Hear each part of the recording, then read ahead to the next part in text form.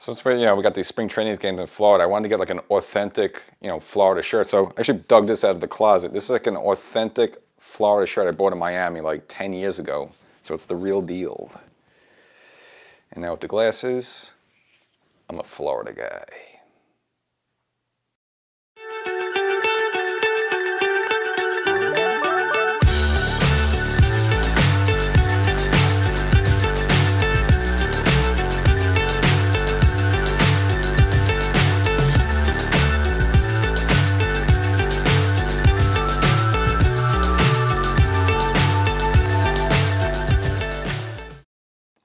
Welcome to Section 420, Talkin Yankees. Well, 2024 spring training is underway. All players are in camp, and we're here in Florida. Okay, that's not a lie. We're not in Florida, but we're going to try to give you the Florida effect here. So we got the, the cool Miami shirt here. We got the suntan, the lotion and the spray. Now, sometimes at the beach, some people like the spray. I prefer the spray because it's annoying, but some people want the lotions like that, go over a little bit. So we got you both options here, and of course, we got the sunglasses. So we're going to try to give you the full Florida effect on this one. But yes, the Yankees are in spring training, so we'll go over some of the early headlines, coming out of spring training. Kind of annoying injury update regarding one of the bullpen pieces, which we thought were going to be a big deal in 2024. May not even see the guy at all. And of course, we'll talk about Spencer Jones, one of the baby bombs you'll probably hear about as spring training goes along. And supposedly he was kind of the person who kind of held up the Corbin Burns trade. So get into all that great stuff. We got the whole spring training in front of us, some games, and of course, before you know it, we'll be there at that game in Houston. Real baseball, live ammunition, as they say. So make sure you subscribe to the podcast, Section 420 Talkin Yankees, wherever you get your favorite podcast. There's an audio podcast version of the show, which gets updated a little bit more frequently than you see here. So you want to make sure wherever you get your podcast, subscribe there. And of course, if you're watching on YouTube right now, you probably should have done it a long time ago. But if not, check yourself, look at the thing there. If you're not a subscriber, subscribe. And if you're watching on TV, you can just whip out the smartphone right now. Section 420 Talkin Yankees on YouTube. Make sure to subscribe. Heat up your spring. Now, for the early part of this episode, we'll kind of use some analytics because, baseball people just love those analytics to kind of grade this 2024 roster that the Yankees have put together here. Now, of course, I wanted to get into this a little bit of a last episode, but kind of ran out of time here. But actually, now it's a good opportunity because we could combine it with the other statistics. So the upfront part of this episode is going to be very statistical. So you want to, make sure to turn up the volume a little bit, maybe put your ear a little closer to the speaker here. So, of course, we all know about WAR, which is wins above replacement. So basically, it grades a player. If someone else is there versus you, how many more or less wins would a team had? So if you want to look at the moves that Cashman made, mainly bringing in Soto, bringing in Marcus Stroman, again, WAR determines both position plays as well as pitches, and of course some of the players that the Yankees let go, didn't re-sign, designated for assignment not there. So if you want to look, this roster that Cashman has constructed for 2024, how does it compare to other teams in baseball, and if the Yankees really improved themselves amongst other teams? And again, if you're a Yankee fan, actually the news is very good.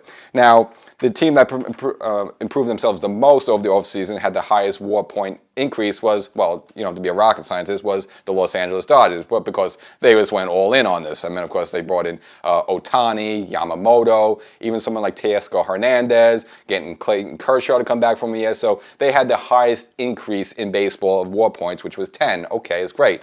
But good news if you're a Yankee fan, the Yankees are second with 8. So if you look at all the teams in baseball who improved, Dodgers, of course, with Ohtani, and this Ohtani himself is probably worth 6 WAR points, probably even 7. But the Yankees, of course, with Soto and Verdugo and the moves that the Yankees made, they've increased themselves by 8. So hey, just to be right behind the Dodgers there in teams that improved themselves in the offseason, the Yankees, again, 8 compared to the Dodgers 10. So you have to say, hey, that's a good job for the Yankees there. Now you would say, what does it mean for other teams in the league? Well, if you look at a team like Tampa Bay, they've actually lost 4 WAR points compared to their roster in 2023. So the Yankees have gained, and a team like Tampa, again, a rival, a team that, again, the Yankees are probably going to be competing with this year as well, actually have lost. So if you just want to look at that, that's good news for the Yankees. Now, just kind of break that a little bit. I just mentioned, again, WAR can determine for both position players as well as pitchers here. I'll try not to get into the weeds too much because it's kind of geeky and annoying, but nevertheless. So for position players, now they take a few things into consideration. Obviously, it's your batting average, base running. Do you steal bases? Can you go to first to third? Can you go from first to home on a double? Things like that. They really grind this stuff out. And now they also adjust for position. So, for example, if someone like Anthony Volpe is a shortstop, him hitting 20 home runs actually means a lot because most shortstops don't have that type of power. So, again, someone like Anthony Anthony Volpe hitting 20 home runs means more than a first baseman hitting 20 home runs, because most first basemen, usually something like a Rizzo type, can hit 20 or more home runs there. So they determine it by position, the position you play at. And of course, they look at the league. Some leagues, for example, back in the day, the American League was known for more offensive, whereas the National League, who didn't have the DH back in the day, was known for scoring lesser runs. So if you're a National League player like a Barry Bonds that put up good offensive numbers, it meant a little bit more in the National League there. And of course, last but not least, they look at the number of other players at your position and what they do there. So they put all these stats together again. I don't know how they do it, but that's how they spit it out.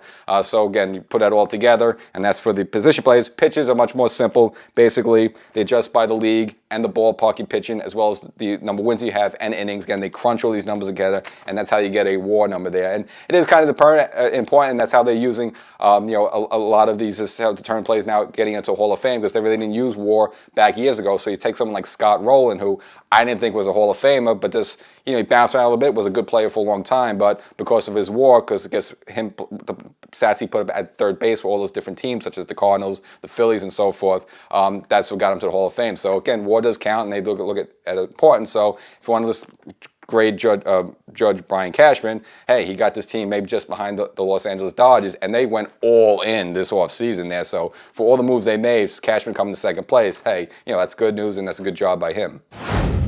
Now I want to do a little bit more stats, so again, just need you to pay attention just a little bit closer so I don't have to throw the eraser at you. So now that's the Yankees overall as a team of WAR, but now where are the Yankees going to land in terms of the AL East? And we see, of course, the Baltimore Orioles, they won 101 games last season, add Corbin Burns, and you figure they're a threat, and plus, the AL East is always going to be tough with, them, Tampa at the heel, and Toronto's always hit or miss. We don't know about there. Boston, I think we kind of know that they're probably going to be another year where they're not going to be a little bit more like last season, where I don't think they'll be a big threat. But you look at those other three, the moves that he made, you would think, the Yankees got to kind of have to worry there. So there's two main systems to determine of where the actual Yankees will land in standings there. So there's so one of them is by Baseball Prospectus. It's called PECOTA, P-E-C-O-T-A. What it stands for, I have no idea. And the other one, which you probably heard of, is called FanGraphs. Now, FanGraphs is a combination of stats taken from Steamer, don't know who that is either, as well as the Zips projection system. So again, a lot of computers crunching these numbers here, but what you're probably thinking as a Yankee fan is where the Yankees are going to land with these stats in, and actually there is some good news here. So PECOTA, we'll look at that one, the PECOTA here first, and then the FanGraphs one second. So for PECOTA, they put the Yankees on top of the AL East, so hey, good news there. Projecting them with, and again, now you're going to have percentages here because, it's not exact science, but they have them at 94.3 wins against 67.7 losses. So they're pretty much saying the Yankees are going to be a 94 to 95 win team there, which, hey, you win more than 90 games there. I think, the Yankees are doing their job there. Of course, you'd like to win 100 games there, but of course, if you project them at 95, that's usually a very good news. Usually in those cases, more often than not, you do win your division, and of course, you get into, playoffs, at least maybe possibly get one of those first-round buys there. So they have that. Now, the team I mentioned that, maybe we should be worried about, the Baltimore Orioles, where would they land? And I was surprised by this one. They put the Baltimore Orioles at third with a record of 86.6 and against 75.4 losses. So they did have the Baltimore Orioles as, even though they won 101 wins last season, even though they added Corbin Burns, actually having them with almost 14 games, winning 14 games less than last season. So I don't know how they do that, but again, this is how the stats crunch that out.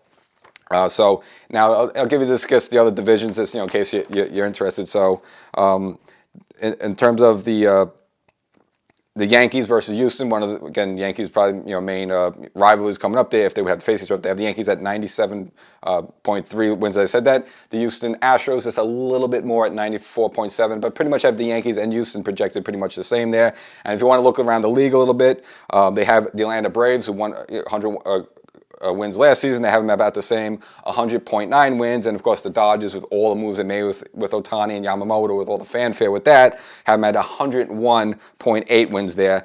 And of course, just like, it was last season, they're pretty much saying that the NL Central is going to be trash like it was last season when you had, the Cubs were terrible, the Pirates were, they started off good and they were terrible, the Cardinals were terrible there, so they're pretty much shaking that the NL Central from last season was going to be pretty much the same. But the good news is that they see that, at least PECOTA sees that the Yankees will win the AL East, and again, have a better record than the Baltimore Orioles, and almost equal there to the Houston Astros. So all that stuff, all good there. So that's the PECOTA half. So again, just got a little bit more stats there, so just hang in there a little bit, put your face a little close to the screen, then maybe for the rest of the episode you could lay back a little bit. So we'll go over the FanGraphs one, and more good news, but it's kind of a little weird here. But so Fangraphs has the Yankees also winning the AL East, but the weird part here has them at less wins. They project the Yankees with a record of 88 and 74. So they're saying that the Yankees won't even win 90 games, but they say that they will win the AL East. So either way, I don't care. As long as they get the AL East, hey, that's good news there.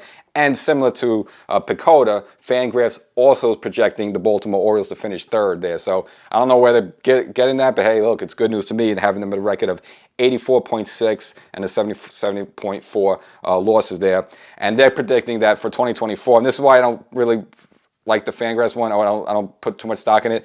It's saying that no teams in AL or the NL, no teams in 2024 are going to win 100 games. Well, I don't believe that because last season we saw like at least three teams win 100 games. They're saying next season no teams will win that. So I side more with the Pacoda one because winning 94 games, that kind of means you would win the AL or you would win your division. To say you're going to win your division, especially the AL East with only 88 wins there, this doesn't sound right there. So I would put more stock in the Pacoda one, the one I mentioned recently. But at least it's good to show that either one's saying that the Yankees, just based on the roster, are projected to win the AL East there. So that's all good news. And if you want to see the Yankees' chances of what they're going to do next season, again, we're staying with the Fangraphs one here, gives them a 38.8% of winning the division.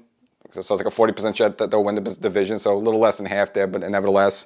They have a 32.6% chance of getting one of those first-round buys, which you want to do that so you can rest your starting rotation and get everybody set up where you want to, get Cole to pitch that first game there. This is the good news here, have them at a 74.7. So basically giving the Yankees about a 75% chance they will get into the playoffs somehow, whether it's through the division or the wild card or whatever. They'll at least, three out of four there, 3 out of 4 is making the playoffs. That's a good news. And I don't know if this is really good news or not, a 7.6% chance of winning the World Series there. But that's low, only 7%. But of course, there's so many different factors of getting in a division, winning a division, who you're going to face there. So I wouldn't worry about the World Series one. But the good news there is that it's, again, saying that the Yankees will win the AL East. Very likely, 75% getting it into the playoffs. And at that point, that's all you can hope for. I mean, all you can hope for is win the division, get into the playoffs. And we all know the whole thing. Once you get into the playoffs, from there, it's just a big crapshoot, as Joe Torre would say. And you just hope that finally the Yankee bats could wake up. And maybe with Soto and Verdugo and the Yankees having a little bit different look and Stanton, a little bit better. And maybe hopefully DJ bounce back a little bit. Finally, they have an offense that actually wakes up in the postseason. And maybe they do get into the World Series, but they only have a 7.6% chance to do that. And wouldn't be the New York Yankees without an injury. So one of the big headlines early on, we found out that Scott Efros, who we were hoping to get back this season, and Cashman traded for him in 2022, was there, good for a while, but of course had to shut him down. Eventually needed Tommy John surgery, missed all of last season, and was supposed to come back this season. And he was going to be a critical piece because, of course, with the loss of Michael King in the Soto trade, we needed someone to step up to be some of the dependable. And Scott Efros had the stuff to do that. He was doing that with the Cubs. That's why the Yankees wanted to bring him here. But it turns out now he's going to be put on the 60-day IL because he had this mystery back surgery back a couple of months ago, which we didn't even know about. And of course, they put him on the 68-day IL. And we really still really know when this guy's going to come here. So now this could have been the result of his rehab with Tommy John. We don't really know, but it's just kind of bizarre that the Yankees kept everyone in the dark about this and just announced it really during the opening part of spring training there. So, and it's a big disappointment because, again, this is someone the Yankees need, just the fact you have Michael King there. Now, you do have other, late inning options, people that, have done that, been there, done that, such as Loaizaga. But as we all know, Loaizaga gets hurt a lot too. There is Tommy Kahnle. Again, the Yankees have relied on him late inning games. He's able to get out, big outs and late in the game. That's okay. It's not the end of the day. But, none of those two options are really, up to what Michael King was doing for the Yankees last season, unfortunately, while he was in there getting healthy there. So it is a blow for the Yankees. It's someone they were depending on, but in terms of, when's this guy actually come back?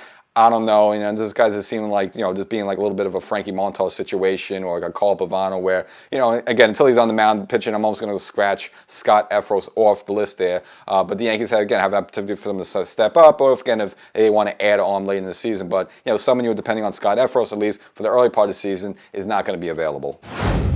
On the flip side, the Yankees at least get some good news with Jason Dominguez, as he also recovers from Tommy John surgery, but a little different for him because he's a position player versus Scott Efros, who's a pitcher there. Looks like he's soon going to have a throwing program. He's going to start that up soon. So, again, it looks like he might even come back a little sooner than the July projection they were originally getting there. But, again, until he's actually on the field, don't hold your breath or anything like that, but at least looks like he's progressing much quicker than they thought. And again, he's a young guy, 20, 21 years old. Obviously, his body will probably heal more than like your typical 29 and 30-year-old who's just baseball beating the body up for a while there. So good news for Dominguez. And if you look about, he's almost like a trade that you're going to make, but you're not going to make. It's a piece you're going to get coming in the future there. So if, people are looking for Cashman to add a little bit more during the offseason, well, he also in the back of his mind, he knows he has Jason Dominguez coming back. So, you don't want to overload your roster where then he doesn't get at-bats. So you want to give him opportunities for at-bats there. So, of course, by the start of the season, you're going to see a lot of Judge in center field. But again, once we get to the middle or later part of the season, and again, of course, Dominguez, a center fielder himself, that's when maybe we'll see, Judge might move around a little bit, maybe move Judge back to right field, make Soto more of a DH, and of course, put Jason Dominguez there in center. Again, despite Dominguez coming back, this is like getting a superstar into the lineup there. Now, I don't want to go too quick to get a superstar, but, just in 8 games we saw last season, hit 4 home runs there again. So the guy seems legitimate. So if he's in there and healthy, I think he's going to produce big for the Yankees. And in the lineup, dealing with Soto, Judge, hopefully a revamped Stanton here, the Yankees could have a pretty good offense going towards the later half of the season. Is hopefully they get hot there and then ride that hot hand going into the playoffs, which is always the secret formula. And another non-move move the Yankees could make is just having a better Giancarlo Stanton. And reports early on, looks like he's slimmed down a little bit, and just, in terms of his, his mind, he wants to be more of a baseball player, which is like, aren't you a baseball player? No, but of course the last couple of seasons he's been a statue with a bat in his hand, and if he goes more than 2 miles per hour, he tweaks something. So obviously he's slimmed down a little bit. He wants to work on the running game. He's also tweaked his swing. Again, these are some of the things that Boone mentioned that Stanton was working on during the offseason there, the little tweaks he was like to made to make him a better baseball player. And again, if the Yankees could get him back right, at least you're not going to get the Stanton from 5 years ago, but just be a little bit closer to that versus the Stanton of the last 2 years. That's just a plus for the Yankees because, again, Stanton does not have been himself. Again, batting under 200, that's really not acceptable there. Even if he bats 230, that's almost like a 40-point improvement compared to last season, and just put that with all the other players what they could put this team together with. That's just going to increase the offense and get just the different weapons the Yankees have. So gets him as a better baseball player, just benefits the whole team up and down.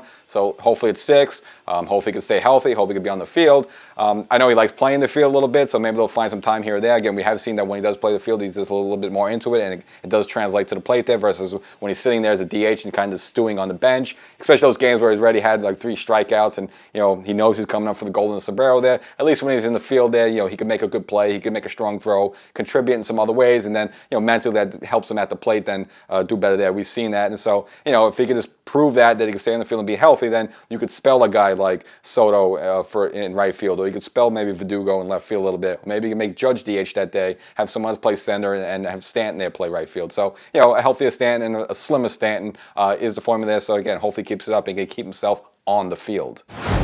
A couple other Yankees that need to improve are some of the young guns. Now, you like what you're hearing out of Anthony Volpe.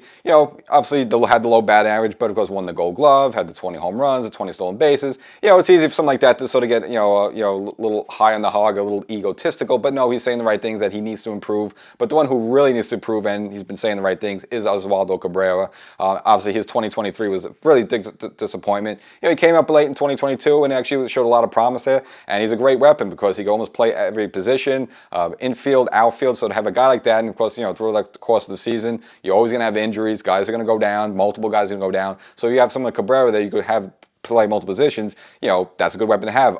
But also with that in mind, you got to contribute at the plate, and he did not do that a good job of that in 2023. So we'll kind of should look at the numbers from 2022 and 2023, and you'd see a big drop off for him. So if you look at 2022, in just 44 games, he hit 247. All right, around 250, but still for a young guy coming up, that's not terrible. 6 home runs in the 44 games and 19 RBIs. So again, a small sample size, but 6 home runs in, not too shabby. Where if you look at his 2023, where he played a lot more games, his numbers weren't even close to that as good. So in 2023, in just 115 games, so he played about three times the amount of more games in the previous year. Hit 211, which is terrible, unacceptable. Only 5 home runs. So just to recap that, he hit 6 home runs in 44 games in 2022. Last season, in way more games, 115, he only hit 5, hit 1 less. So again, big drop off there. Again, if you stayed on the pace he should have had like almost, nearly 15, 20 home runs there. So, because he almost had an entire season and just 29 RBIs there. So he had a lot more playing time, but his numbers went down. Batting average is down, home runs are down, and yes, he had more RBIs technically, but if you look at the pacing of it, it was way down from the previous year. So, and it seems like he is, trimmed down a little bit, and again, maybe something with the waistline. And I don't know if you guys eat too many donuts or Hershey bars, I don't know what that, but nevertheless, he's also trimmed down, and he's looking to have a good bounce back season for 2024. And again, the Yankees are going to need that because, again, he has a unique talent that he could play multiple positions, and he's a switch hitter there. So he's a guy you go playing with almost every day there, but you have to contribute at the plate. And again, as a team in total, they need a higher batting average. So whether it's Stanton, whether it's Oswaldo Cabrera, whether it's Anthony Volpe, all these guys got hit for high in batting averages because that's the game. It's putting the ball somewhere in the gap, putting it singles and doubles, not the 3-run home runs. They're there for the regular season, but they're there for the postseason. So you need to get the batting averages up. And I mentioned at the top, one of the young faces you'll see during this Yankee spring training is Spencer Jones. He's a 22-year-old. They call him the left-handed judge there. Doesn't really have much power, but pretty close. But again, I'll kind of give you the tailored tape of Spencer Jones. Now, interestingly enough, as I mentioned, he was one of the names that, that the Milwaukee Brewers are asking for in the Corbin Burnes trade. Looks like Cashman didn't want to let go of him because, he's a center fielder. He's a big guy, and he's going to kind of project to be at least a power hitter there. And I guess, you don't really want to give an everyday player up like that for even a great pitcher like Corbin Burnes, who was just going to be a one-year rental anyway. But, for Cashman to hold this guy back, there's probably be a good reason. So we'll go over his numbers there. I guess, first we'll look at his stats. So in terms of his, physical stats, he's 6'6", so, Judge is about, I think, 6'7" there, so almost as tall as Judge. I think Stanton is about 6'5", 6'6" himself there, so a big, tall guy there. 235 pounds. Now, last season, between single and double-A for the 2023 season combined, hit 16 home runs, but not just only in power, it had 43 stolen bases. So a guy could hit for power, could steal bases, and play center field, left-handed bat, which you always like for Yankee Stadium there. So you can understand why Cashman wanted to hold on to this guy. And they project him as, again, since he stole 43 bases last season, maybe when he comes up to majors, he could be a future 30-30 type player, 30 home runs stolen, or 30 stolen bases. Now, they say they look at him, he has a strong arm, he has power. Now, he doesn't have as much power as Judge. Again, Judge is like a 45, 50 home run. He actually hit 62 home runs a couple of seasons ago, if you didn't hear about it. So this guy doesn't seem to have as much power, but they say, again, he could be like a 30-30 player if and when he comes up to play for the Yankees. Right now he's 22, so obviously they're probably going to start him in either a double-A or triple-A. But again, during the season, a lot of the veterans, they take 1 or 2 at-bats, and then they take the rest of the game off. So someone like Spencer Jones, you probably see him get a lot of bats. And probably interesting enough, I'm sure Cashman and Boone just want to see how he would fare against, better quality pitchers from other teams there. So, you might see him a lot this spring training there. And again, his name still be thrown around, whether, Chicago White Sox, again, their asking price for Dylan Cease is still high. They've been linked to wanting Spencer Jones there, but it seems like Cashman wants to keep this guy, and it seems like a good move there. Again, I would want to let this guy go just for a one-year rental type. And also, they said he might have been involved some of the early Juan Soto talks, but then I guess Cashman was able to include that other pieces such as Drew Thorpe, and then of course, all the other players they gave up in that deal, including Michael King there. So it seems like a lot of teams want Spencer Jones there. So there's got to be a reason. So I guess Cashman wants to hold on to him, and maybe be a future Yankee star. We'll see in a couple of seasons. Yamamoto, who ended up with the Dodgers, did speak to reporters, and actually a New York Post reporter approached him and kind of just asked about his pursuit of the New York teams. And through an interpreter, he said that he seriously considered both the Mets and the Yankees. But the reason why he went with the Dodgers, he felt like they would have a more long-term culture of winning, how he kind of put that. Which, at least I can understand that with the Mets, because right now they seem a little bit of a mess right now. And with the Yankees, it's like they have a good team right now, but it's kind of a veteran team, and you're kind of like, what if Soto walks after the season? What if Garrett Cole decides to opt out of his deal and go somewhere else, and the Yankees are kind of left hanging there like, ugh. So I can kind of see why Yamamoto said that. But again, I just think Yamamoto was pretty much set on the Dodgers from the get-go there, and was just kind of using the Yankees maybe to leverage to bring up the price, hoping the Yankees would bid more, which would of course the Dodgers would bid more, which they just have no problem spending money. They probably would have upped their ante. Again, ultimately, he signed with the Dodgers 12 years at $325 million. The Yankees' highest offer was only at 10 years at $300 million there. So, Cohen has no problem matching the Dodgers offer there, but Yamamoto took that deal and really didn't even go back to the Mets to see if Cohen would have offered more. Cohen probably would have offered more, but that's what kind of leads me to believe it wasn't interested in New York. He probably wanted the Dodgers right from the get-go. And, of course, once Ohtani signed there, I think that sealed the deal. The rest of it, can I go to the New York Yankees to get them to up the bid, which would then cause the Dodgers to up their bid. So I think it was just using the Yankees for leverage there. So, again, he'll be a great guy to have. And, they showed some of his stuff earlier on, just, throwing sessions. Look great there. But if someone doesn't want to be here, then, it's of no great loss. And let's keep him out there in Los Angeles and have a good time and work on your tan out there. And I guess we'll stick in the world of pitches. We'll give a little bon voyage and congratulations to Corey Kluber. Calling it a career now. Again, he only spent one season in Yankee uniform, but was part of Yankee history. If you remember that night in Texas in 2021, throwing the 12th no-hitter in Yankee history. So again, it is a part of little Yankee history, but unfortunately after that, I think that's the, going the full 9 innings like that taxes on, really gave the Yankees nothing the second half of that season, and then was pretty much rendered useless. But nevertheless, was part of, again, the Yankee history there of throwing the 12th no-hitter there. But so if one look back at his illustrious career, and it's kind of unfortunate because he had a lot of injuries and setbacks, and probably could have done more. And again, when he was there with Cleveland, at his height there, he was pretty much one of the most unhittable pitchers in baseball. Again, retiring at the age of 37 after 13 season, a 2-time Cy Young Award winner. He did pitch Game 7 of the 2016 World Series. That's the one where Chapman gave up a big home run to Roger Davis, but the Cubs ultimately won that game and got their first World Series since 1912 or something like that.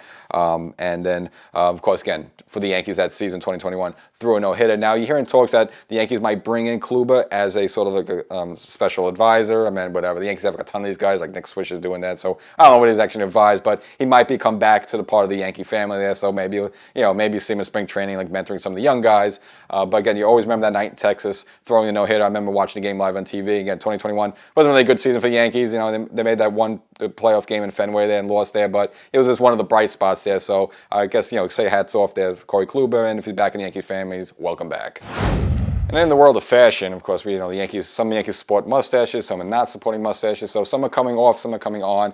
And if you remember, infamously, last season, everyone liked the Carlos Rendon mustache, but unfortunately, we didn't like his performance on the field. So Rendon, one of these guys that also dropped weight. Again, he's been in the Yankee complex since, early January there, which you kind of have to. Disappointing season, with injuries and poor performance. So he lost the weight, and he also lost the mustache. He gave him what he called bad juju, because bad vibes there. So he's going to be without the mustache. Again, early reports right now, he looks good. Mentally looks good. You're saying the right things. And, of course, slim down a little bit there with the waist and the thighs. Again, I don't know if the Yankees have donuts or Hershey bars. I remember Joe Girardi, when he became the Yankee, the first thing he did, he got all the junk food out of the clubhouse there. So, I don't know, maybe Boone needs to do that. But nonetheless, he lost the mustache, but now Gleyber Torres gaining mustache, which actually I think it's a good move for him because been a little disappointed. I know he put some good stats there, and he was second last season in the Silver Slugger Awards for the second baseman there, but he needs a little something. He needs a little edge. He's too aloof. So I think the mustache makes him a little bit more tougher. So maybe we see a good Gleyber this season there, a much better improved Gleyber season. Maybe the Gleyber we had in 2018 and 2019 returns had formed. He's like, wow, this might be the next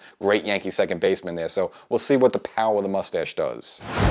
So that's the episode. I'll try not to get sunburned here in fake Florida. But again, good news from the baseball stats. The Yankees have increased their WAR points by 8, the second in baseball to only the Dodgers. And of course, the baseball statistics, the baseball nerds projecting the Yankees to take the AL East as well as win 90-plus games there. So all good news. Let's just see it all happens. And, with spring training games on the way, you want to make sure the Yankees, don't pull a hammy, rip anything. We don't want any ACL tears, anything like that. So you just hope that everyone can just stay healthy for this spring training and then start the season there on a good note. And again, it seems like that's this case where a lot of Yankees have come in with weight already dropped there. So hopefully more athletic, more flexible. Even Cole said it, that the team needs to stay healthier. It's been a problem for them the past couple of seasons there. And so forth. Right now, it seems like the Yankees are on the right track. Little derailment with Scott Efros there, but it's not the worst thing in the world. Again, he was a bullpen righty arm out of the bullpen. Not like Clay Holmes like that. So that episode, make sure you subscribe to this if you're watching right now on YouTube, and go over to wherever you get your favorite podcast, the audio version of the show. Get subscribed there as well and get notified when those episodes go up as well, and stay out of the sun.